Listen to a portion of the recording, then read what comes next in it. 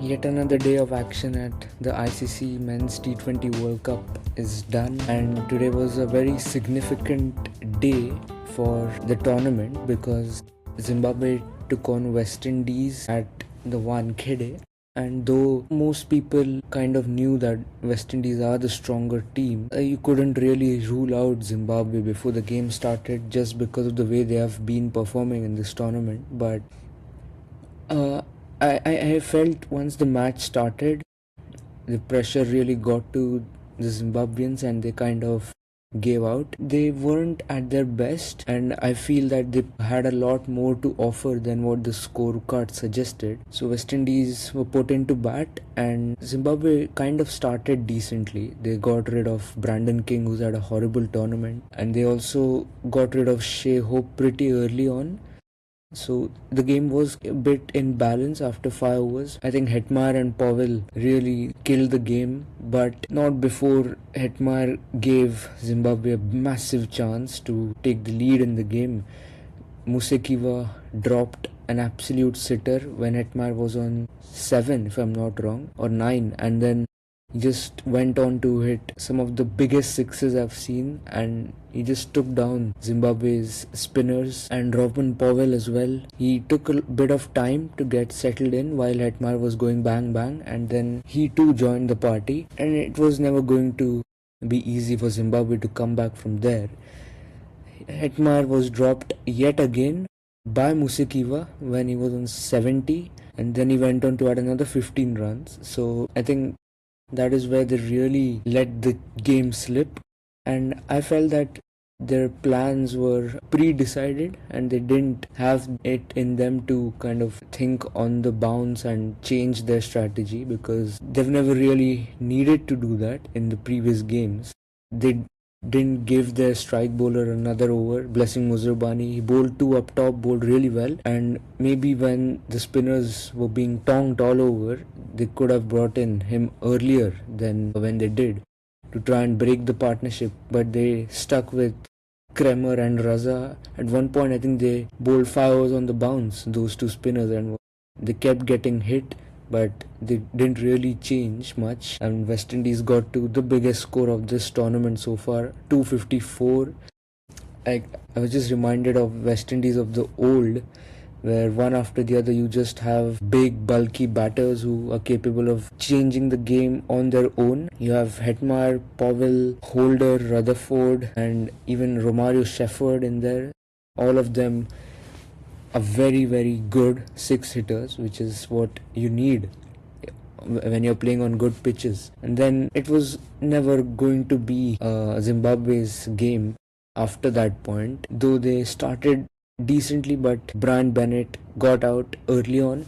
Again, something which they haven't experienced in this tournament. This is the first time he was ever dismissed in this tournament, and I think the spinners were very good. Akil Hussain at the top, and then Gudakesh Moti, the way he gives the ball a bit of flight and turns it is really good. He has fully understood the art of spinning the ball at the Wankhede, and he has learned it by playing I think around 3 games now that they've played here, so that has helped, but they knew how to take advantage of the familiarity, which is important. And I think West Indies were very dominant and they look ominous, to be very honest, and this massive win has kind of also had an impact on India's chance in this World Cup. I don't want to make everything about India, but if we're talking about the first group, the only other team fighting is India, of course, though they were favourites before the group Super 8 started. Now they've quietly been pushed behind in the line by South Africa and the Windies, both registering massive wins, and it's going to take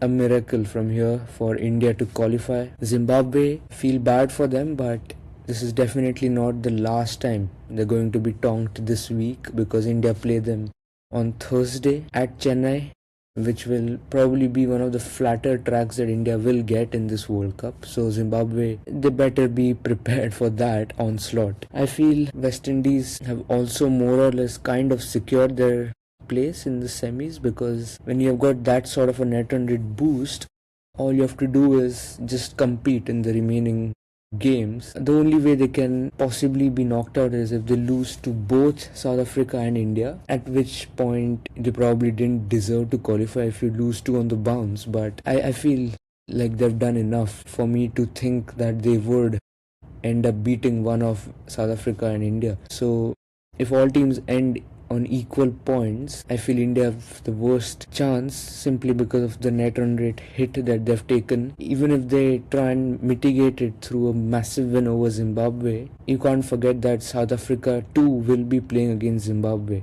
So they have a chance to further boost their net run rate. So all West Indies have to do now is to play a good game in one of the remaining two, and if they end up losing one of those two, it shouldn't be a massive loss and they're pretty much through. So yeah, I feel this group is going to get very interesting, because even though it's easy to say, I don't think South Africa versus West Indies is a clear-cut result out there. It's going to be another thriller.